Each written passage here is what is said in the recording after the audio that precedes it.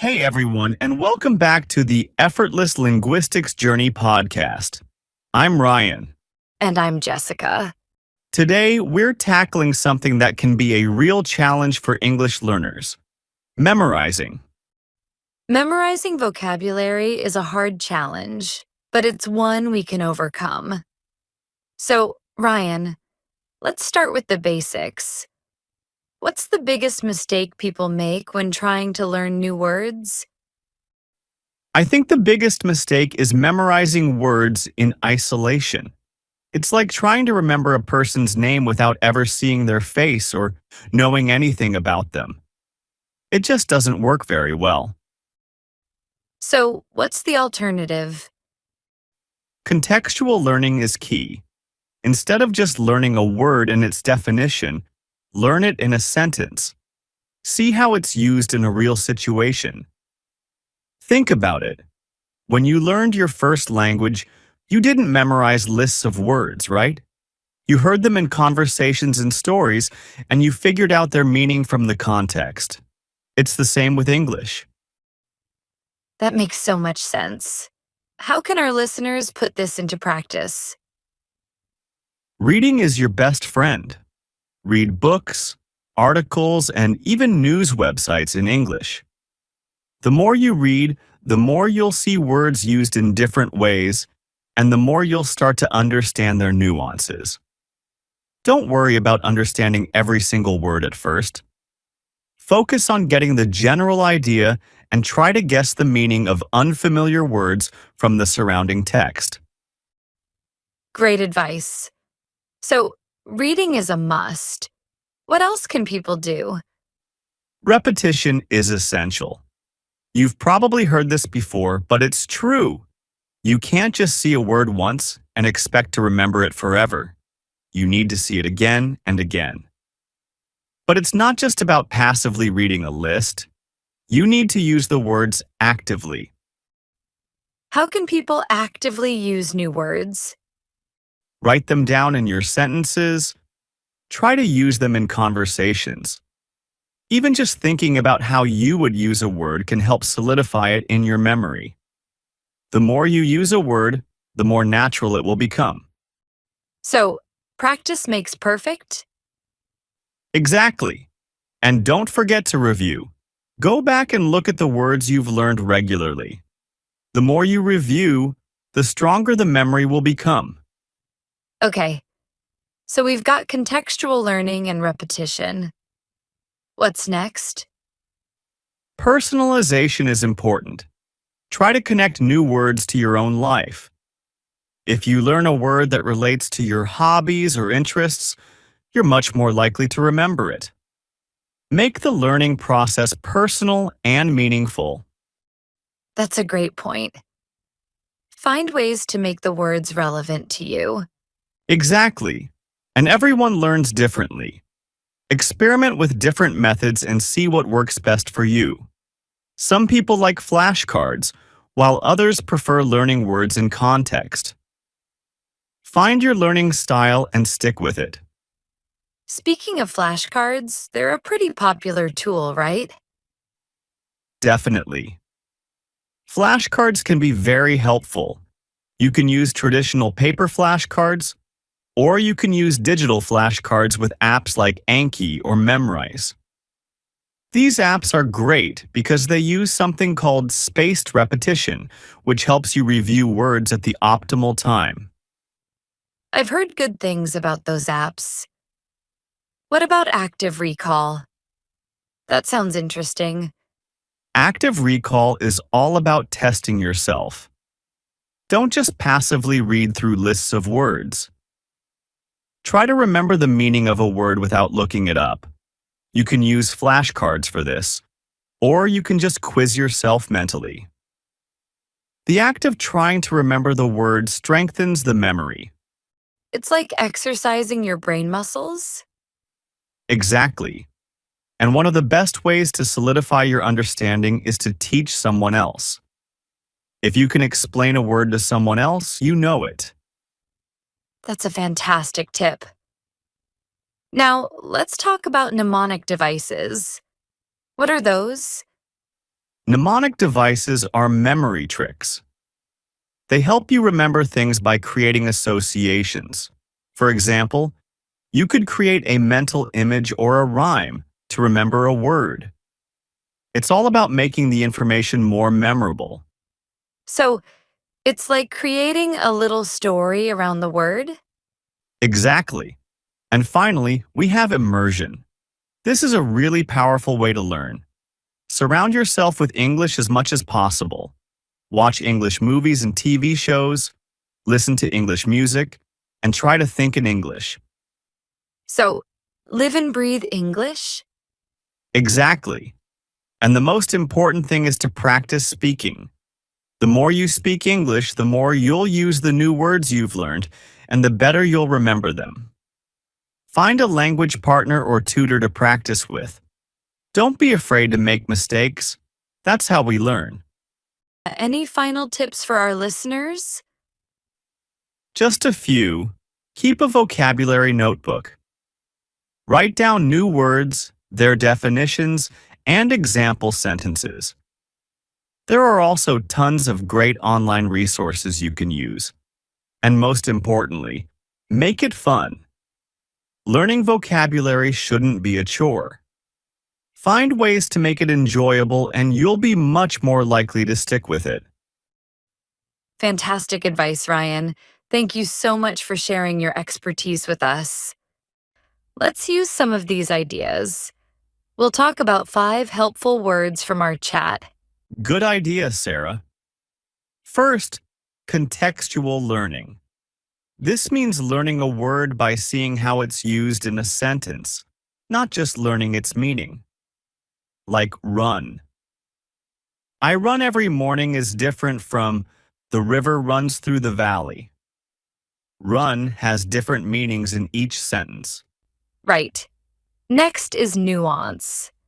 This is the small difference between similar words. Happy, joyful, and elated all mean good feelings, but they're a little different. Happy is just generally good. Joyful is more exciting. And elated is super excited, like when you win something. Perfect. Another word is repetition. You need to see words many times to remember them, like practicing piano. You need to repeat to get better. Exactly. Then we have mnemonic device. These are tricks to help you remember, like making a picture in your mind of the word. And last, immersion. This means surrounding yourself with English, like being underwater. English is all around you. Watch movies, listen to music, read books, and try to think in English. Remember, the best way to learn is to use the words. Read, write, speak, and have fun. Let's be real. Learning a language can seem like climbing Mount Everest in your pajamas. You see all these fluent speakers effortlessly chatting away and you wonder, how in the world did they do that? I know, right? It's easy to get discouraged. You try memorizing a list of words, and the next day, poof, gone. You try speaking and you stumble over every other word. It's frustrating. But guess what? It doesn't have to be that way. Learning a language is achievable, even if you think you're not good at languages. We're here to share some game-changing strategies that will make your language learning journey way smoother and, dare I say, even fun. Exactly. We're not going to promise you fluency in a week. That's just not realistic. But we will give you a roadmap to success, a set of tools and techniques that will help you learn efficiently and effectively. So, are you ready to ditch the overwhelm and start making real progress? Let's do it. The show where we break down the secrets to mastering a new language, no matter how intimidated you might feel right now. First up, and this is crucial, is your Mindset. Think of your brain like a muscle. The more you use it, the stronger it gets. If you believe you can learn a language, you're already halfway there. That's what we call a growth mindset. Think of it like this. Imagine you're learning to ride a bike. You're going to fall, you're going to scrape your knees, but you keep getting back on. Eventually, you're cruising down the street like a pro. Learning a language is the same way. Mistakes are part of the process. And that's where a fixed mindset trips you up. A fixed mindset is like thinking, I'm just not good at languages. I'll never get it. That kind of thinking makes challenges feel threatening and mistakes feel like failures. It's a recipe for discouragement. So, how do you cultivate a growth mindset? It's all about changing your inner dialogue. Instead of saying, I'm terrible at this, try saying, this is challenging, but I can improve with practice. Celebrate small wins. Did you finally understand a tricky grammar rule? Awesome. Acknowledge your progress. Next up, prioritization. Don't try to learn everything at once. That's like trying to drink from a fire hose. Focus on the most frequent and useful elements of the language. What are the words you're most likely to use in everyday conversations? What are the basic grammar rules that form the foundation of the language? Think about it. You don't need to know every single word in the dictionary to have a conversation. Start with the essentials: greetings, numbers, basic verbs, and common phrases. Use frequency lists to identify the most common words in the language. These lists are readily available online. And tailor your learning to your specific goals. Are you learning Spanish to travel? Then focus on vocabulary related to travel, food, and asking for directions. Are you learning French for work? Then prioritize vocabulary related to your industry. Vocabulary. Now, let's talk about some efficient learning techniques. These are the strategies that will help you learn smarter, not harder. One of our favorites is the Pareto principle, also known as the 80-20 rule. This principle states that 80% of your results come from 20% of your effort. In language learning, this means that if you focus on the 20% most frequent words, you'll understand about 80% of what you hear and read. That's huge. So, how do you find those top 20% of words? Again, frequency lists are your friend. Focus on mastering those high-frequency words before you move on to more obscure vocabulary. Another great technique is chunking. This means breaking down large amounts of information into smaller, more manageable chunks. Instead of trying to memorize an entire verb conjugation at once, learn one tense at a time. Practice using that tense in different contexts before moving on to the next. Learning styles. Personalized learning. Finding your learning sweet spot. Everyone learns differently. Some people are visual learners, meaning they learn best by seeing things. Others are auditory learners, meaning they learn best by hearing things. And some are kinesthetic learners, meaning they learn best by doing things. Experiment with different learning methods and see what works best for you. Do you like flashcards? Do you prefer listening to podcasts? Do you learn best by role-playing conversations with a language partner? Find what works for you and stick with it. Shadowing for fluency. Shadowing is another fantastic technique for improving pronunciation and fluency. It involves listening to a native speaker and trying to mimic their speech. It's like a workout for your mouth and your ears. Start with short segments of audio and gradually increase the length as you get more comfortable. Focus on the rhythm, intonation, and pronunciation of the speaker. Practice. Now, let's talk about practice. This is where the rubber meets the road. You can study all the grammar rules and vocabulary lists you want, but if you don't use the language, you're not going to make much progress. And the most important thing about practice is to not be afraid of making mistakes. Mistakes are a natural part of the learning process. Everyone makes them. The key is to learn from your mistakes and keep practicing. Don't be afraid to speak, even if you're not sure you're saying things correctly. The more you speak, the more confident you'll become. Find a language partner to practice with, or join a language exchange group. And try to immerse yourself in the language as much as possible. This means exposing yourself to authentic materials, such as movies, music, books, and podcasts in the language you're learning. This will help you learn the language as it's used in real-world situations. Start with materials that are at your level and gradually work your way up to more challenging content. Watch a movie with subtitles, then try watching it without subtitles. Listen to music and try to understand the lyrics. And don't be afraid to seek guidance. If you're struggling with something, don't be afraid to ask for help. Talk to your teacher, a language partner, or an online tutor. There are tons of resources available to help you. Time management. Pomodoro Power-Up. Finally, let's talk about time management. Learning a language takes time and effort. It's not something that happens overnight. The key is to be consistent and to make time for practice every day, even if it's just for a few minutes. Using timers can help structure your study sessions.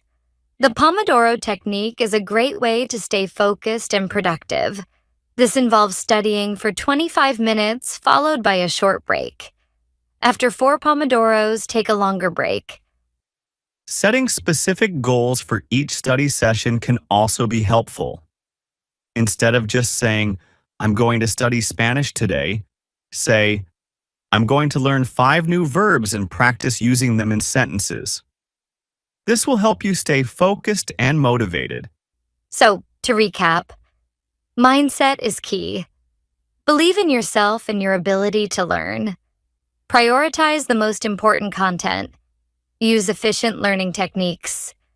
Practice, practice, practice. And manage your time effectively. And most importantly, have fun.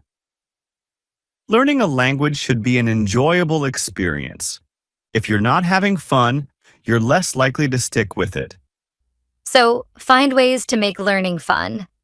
Watch movies, listen to music, play games, and connect with other language learners. The more you enjoy the process, the more successful you'll be. Today, we're diving into something that challenges nearly every English learner. That tricky leap from understanding to actually speaking. You know that feeling when you can follow a movie or read a book, but then struggle to express yourself? It's a common hurdle. We're here to help you clear it. We're going to explore some practical strategies that will get your mouth moving and your thoughts flowing in English. We'll also tackle the mental blocks that often hold us back and discuss how to create real-life opportunities to practice no matter where you are. So if you're ready to unlock your speaking potential, stick around. We've got some valuable insights to share. Let's get started. You know, every time we talk about speaking English, I think about this note. I dream in English, I read in English, but when I open my mouth, it's like my brain goes blank. Maria. Oh, Maria's story is so common. It's like the blank screen effect. We understand, we process, but the output, it's just not there. It's like having a beautiful garden, but no way to share the flowers. Exactly. And I think we need to break down why this happens.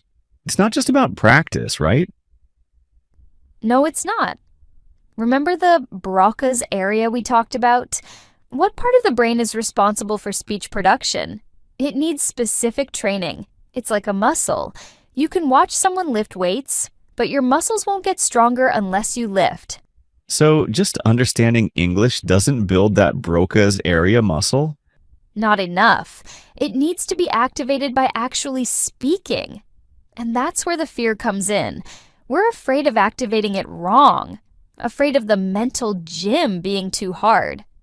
And that's where thinking in English becomes so important, right? It's like pre-workout for the Broca's area. Absolutely. Let's give our listeners a more detailed exercise. Imagine you're in a grocery store. You see an apple. Instead of manzana, think apple. Now think about the texture and the color. A red, shiny apple. Then think about what you can do with it. I can eat the apple. I can make an apple pie. That's more detailed. I like that. It's like building a story in English. Yes, and try to do this throughout your day.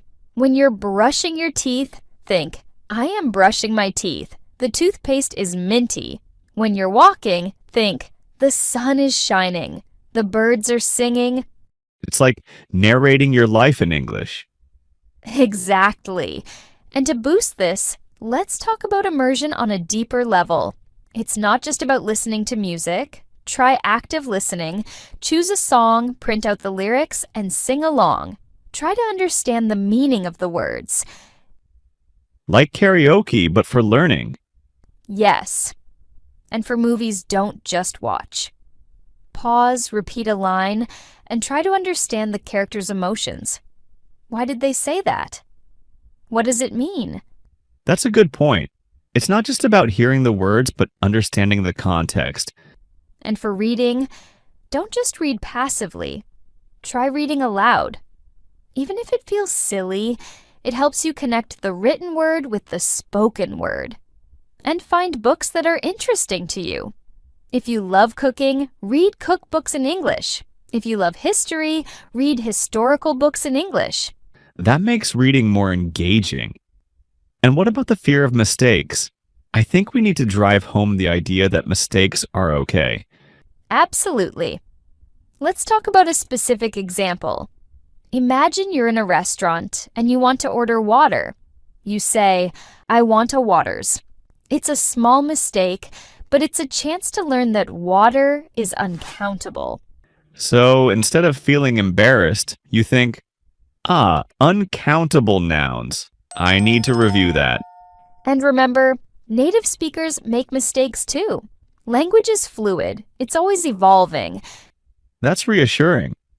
And let's talk more about shadowing. What kind of material should people use? Start with something you enjoy. A short clip from a TV show, a podcast episode, a TED Talk. Choose a material that's slightly above your current level. It should be challenging, but not overwhelming. So, if I'm a beginner, I shouldn't try to shadow Shakespeare. Probably not. Start with something simpler. And don't be afraid to slow down the audio. Most media players have speed control. That's a great tip. And what about chunking? Can we give a more complex example? Yes. Imagine you want to say, despite the challenging weather conditions, we managed to complete the hiking trail before sunset. Break it down. Despite the challenging weather conditions, we managed to complete the hiking trail before sunset. It's like building a puzzle, piece by piece. I see. And what about recording ourselves? How often should we do that? At least once a week. Choose a short passage, read it aloud, and listen back. Focus on 1 or 2 areas for improvement. Maybe pronunciation one week, fluency the next. It's like having a personal language coach. And don't forget the power of everyday phrases. They're like the building blocks of conversation, and they help build confidence. So we should practice them in different situations? Yes. If you're at a coffee shop, practice ordering. I would like a latte, please. If you're asking for directions, practice asking, excuse me, how do I get to the library? Real life practice. And what about language exchange? How can people find partners? There are many online platforms like Tandem, HelloTalk, and Conversation Exchange. You can also find local language exchange groups in your community. And what about online resources? Any specific recommendations? Many great websites and apps exist, like Duolingo, Memrise, and BBC Learning English. And don't forget YouTube. There are tons of channels dedicated to English learning. So many resources. But Jessica, I think the most important thing is mindset. Absolutely. Remember, fluency is a journey, not a destination. Celebrate your small wins, be resilient, and surround yourself with a supportive community. So, you know how important speaking practice is, right? Studying grammar and listening are helpful, but they won't magically make you a fluent speaker. You have to speak. But what if you don't have anyone to practice with? That's where this imitation technique comes in. It's a game changer for improving sentence structure, grammar, vocabulary, and most importantly, your ability to express your thoughts clearly.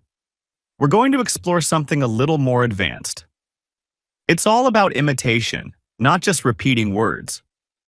Yes, I've used this technique before, and it's surprisingly powerful. It's not just about mimicking pronunciation, it's about internalizing the language. Exactly, Sarah. It's more than just parroting. We're talking about listening to a conversation, a story, or a speech, and then trying to deliver it in your own words. Think of it as a creative retelling. Let's illustrate this with a quick example. Imagine someone saying, "When I was a child, my parents liked to pretend, like many other parents, that Santa Claus would bring us presents at Christmas." Instead of repeating that, you could rephrase it as, "When he was a child, his parents liked to pretend, just like many other parents, that Santa Claus would bring them presents at Christmas." See the difference? You're conveying the same idea, but using slightly different wording and grammatical structures. What do you think, David? That makes sense. So, it's not about memorizing the exact words, but understanding and expressing the meaning in your way. Precisely, David. And there are different ways to approach this.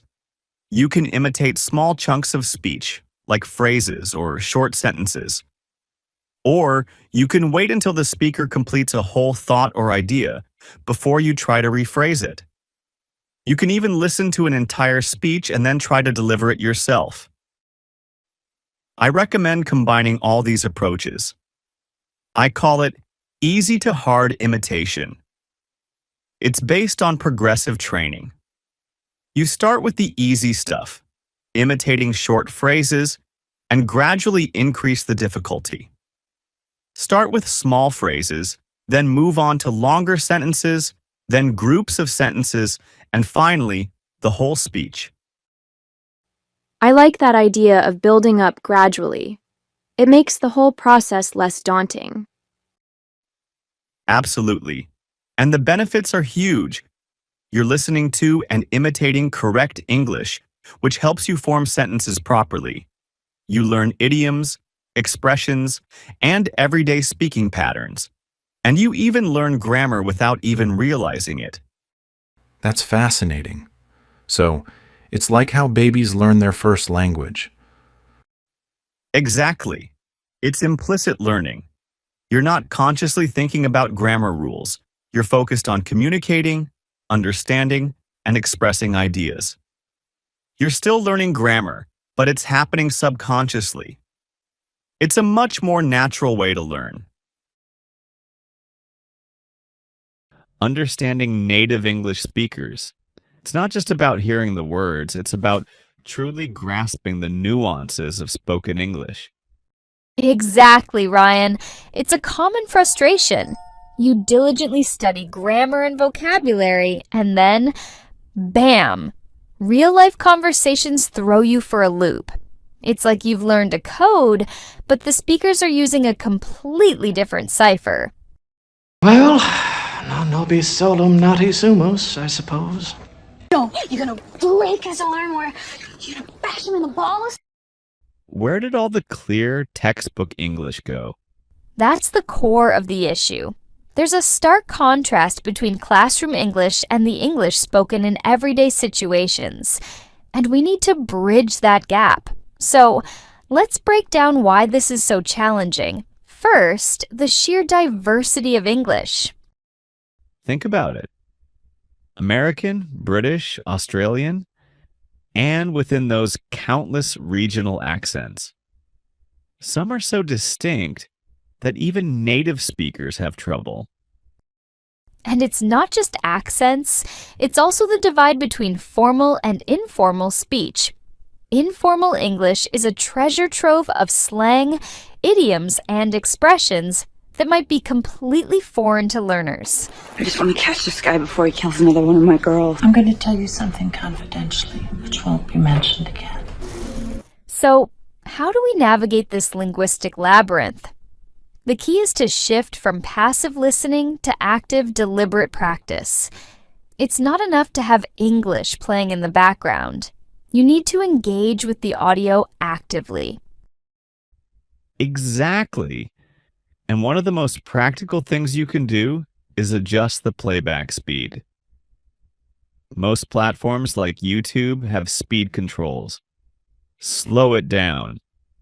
This lets you break down the sounds, identify individual words, and process the connections. And don't just stick to teacher-led content. Challenge yourself with native speakers who aren't teaching. Listen to podcasts, interviews, or even casual conversations. This will expose you to a wider range of accents and speech patterns. And remember, the difficulty isn't just about accents. It's also about the context, background noise, and the level of formality.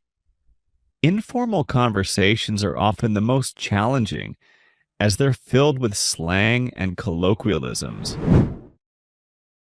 You know what else is essential when you're listening to music? You know what I've been asking myself a lot this last week? Another common hurdle is filler words. They don't add much meaning, but they can be incredibly distracting. Learning to recognize these fillers will help you filter them out and focus on the core message. You know, those little words like like, and you know that pop up all the time? They're just pauses we use when we're talking to give ourselves a second to think. Now they're perfectly normal, but if you're learning English, they can throw you off because you're trying to catch every single word. So, what you need to do is start recognizing them when you hear them and try to focus on the important words, the ones that carry the meaning. Think of it like training your brain to ignore the background noise so you can hear the important parts. I'm going to tell you something, right? In fact, from here on, you are going to see a drastic distraction reduction. I'm gonna make money. And then there's connected speech. This is how sounds and words blend in natural speech. Gonna, wanna, sort of. Native speakers often link words together, making it difficult to distinguish individual words. If you want to fit in here, the first rule is know your losers. You want to play me? It's sort of like wrestling. To master connected speech, listen carefully to how native speakers link words together. Try to imitate their pronunciation and intonation. This is where shadowing comes in. Shadowing is fantastic. It involves imitating the speaker's pronunciation, intonation, and rhythm. It's a powerful way to improve both your listening and speaking skills. And don't just listen passively. Set specific goals. Try to identify new vocabulary, summarize the main points of a conversation, or even transcribe a short segment. Combine listening with other skills. If you encounter a new word, try to guess its meaning from context and then verify it later. And if you have access to transcripts, read along as you listen. This helps you connect what you hear to the written word. Remember, it's not just about hearing, it's about comprehending. Listen actively, analyze, and practice regularly. And most importantly, be patient with yourself. It takes time and consistent effort to become a confident listener. We all get that little flutter of nerves when it's time to introduce ourselves, right? Whether it's a new class, a big interview, or just meeting new folks, a solid self-introduction is your first step to a great impression.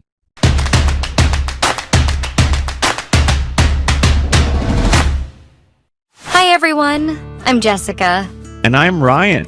Learning to introduce yourself is incredibly important. You might need to introduce yourself without any forewarning, so you need to be prepared. You may need to introduce yourself in English class, in a job interview, or a new hobby. You may even need to introduce yourself at a big event in front of thousands. Today, we're going to break down the self-introduction. At the end of this lesson, you will have a complete self-introduction that is ready to use. We encourage you to share your introductions in the comment section down below. So let's start with the basics of a self-introduction. Greeting. The very first thing that you'll need to say when introducing yourself is a greeting. We have formal greetings and informal greetings. It depends on the situation you are in. Let's start with formal greetings. From the first hello. Hello can be both formal and informal, but it's fine to use it in a formal situation. So, Ryan, why is choosing the right greeting so important? Well, Jessica, the greeting sets the tone. It's your first chance to connect. Think of it like a verbal handshake. Now, if you're in a formal setting, like a job interview, you'll want to stick with the classics. Because of that, you also have good morning, good afternoon, or good evening. Timing is key. Make sure you pay particular attention to what time of day it is. Good night is normally a send and equivalent for goodbye. We say it when we are leaving. If you're introducing yourself in the nighttime, you would say good evening. Now it's time for the informal introduction. When you find one person you feel comfortable with, you say, hi, hey, or even, what's up? But choose a greeting that feels comfortable to you. Your name. Now let's move on to introducing your name. You can keep it simple with I'm Ryan or get a little more formal with my name is Ryan. And if you're on the phone or in a very large convention center, then you might want to use this is or this is Ryan, which works perfectly. And if your name is long or tricky, help people out. I'm Bartholomew, but you can call me Bart. Location. Now let's talk location. Where you're from and where you're living, you can be straightforward with I'm from, and then the place name. I'm from India. But sometimes it's fun to add a little more. You could say, I grew up in a small town in Italy, but now I live in the heart of New York City. Or, I'm originally from India, but I've been living in London for the past 3 years. And if you are from somewhere that is quite far from the place where you're introducing yourself, you can say, I come from, and then you can name that place. If you want to say where you grew up, you can say, I was born and raised in Canada. Or if you want to say how long you have lived in a certain place, you can say, I've been living in London for 3 years. Qualifications. You might also want to mention your qualifications if you want to say that you are close to graduation. You can say, I'm about to graduate. You can also say, I am a marketing graduate, or I am a biology postgrad. If you're in a professional setting, like a job interview, highlight your skills and experience. I'm a software engineer at Google. I'm a position at the company. Or I'm a manager at Starbucks. And don't forget to mention any special skills or qualifications you have. And if you want to talk about other achievements. Now, note the preposition in versus on. You can take a course in something theoretical like physics, for example. I'm currently taking a course in physics. You can take a course on something practical like jewelry making. Experience. If you want to discuss your previous jobs, you can say, I have several years of experience in the field. I have 3 years of experience in the neuroscience field. Exactly. And you don't necessarily have to say field. You can say, I have 10 years of sales experience, or I've worked in the field for however long you've worked there. For example, I've worked in the accounting field for 3 years. But if you're just meeting new people socially and you are in a more informal situation, you can keep things lighter. Share your hobbies and interests. I'm a huge fan of live music, or I love to spend my weekends hiking. And don't be shy about mentioning your family, or I come from a big family, or I have a brother, or I have a sister. Yeah, but be careful when you try to talk about how large or how small your family is. Don't say, our 5 in our family. This isn't correct in English. In English, we say, I'm from a family plus number. I'm from a family of 4, or we are a family of 5. And if you want to talk about how many brothers or sisters you have, you can say, I am one of 3 siblings. Siblings don't specify the gender, so you don't have to say 2 brothers and 1 sister. Hobbies. And you might want to talk about hobbies. This is your chance to share something unique. I like running, or I'm a big fan of going tennis. The key is to make it personal and memorable. Age. You must know how to say your age. We have the basic one. I am 26 years old. We can shorten it down to I'm 26. If you don't want to specify your age, you can say I'm in my mid-20s. She's in her early teens and he's in his late 40s. And here's a pro tip. Instead of just listing facts, try to connect them in a way that tells a little story. I'm Jessica, and growing up in Chicago, I was surrounded by amazing architecture, which sparked my passion for design and led me to pursue a career as an architect. See how Ryan connected location to career? That makes it more engaging.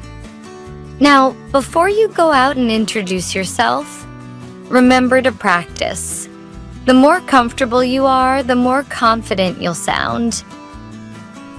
And most importantly, be yourself. Let your personality shine through. Now it's your turn. Take some time to write down your self-introduction. Remember all the elements: a friendly greeting, your name, where you're from, what you do, and a fun fact. And don't forget to practice saying it out loud. That's right.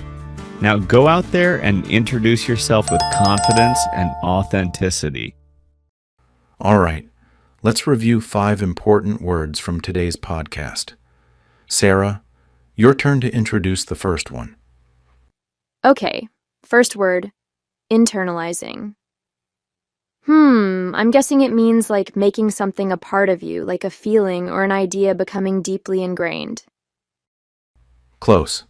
Internalizing means absorbing or learning something so thoroughly that it becomes a natural part of your understanding or behavior. It's more than just knowing something, it's about truly making it your own. Parroting. I think that's repeating something without really thinking about it, kind of like a parrot mimics sounds. Exactly. Parroting is repeating something mechanically or without understanding the meaning. It's often used negatively, suggesting that someone isn't engaging with what they're saying. Progressive. That sounds like it has to do with moving forward. Maybe like step by step. You've got it. Progressive means increasing gradually in amount or intensity. It implies a gradual development or advancement. Implicit. That's a tricky one. Maybe it means something that's hinted at but not directly said. That's spot on. Implicit means understood or implied without being directly stated. It's something that's communicated indirectly. Daunting. That makes me think of something challenging, maybe even a little scary. Absolutely. Daunting means seeming difficult to deal with. It's something that makes you feel intimidated or overwhelmed. It suggests a challenge that might be discouraging.